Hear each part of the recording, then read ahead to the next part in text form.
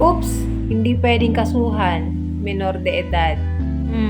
Hindi pwedeng ligawan, minor de edad. Child abuse yan. Pero paano ba natin masasabi na ang isang tao ay minor de edad? Tara, pag-usapan natin. According to RA 7610, ang mga sumusunod ay maituturing na mga minor de edad.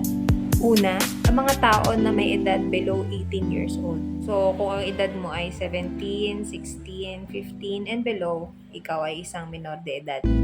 Pangalawa, over 18 years old, pero hindi mo kayang protektahan ang sarili mo sa mga sumusunod.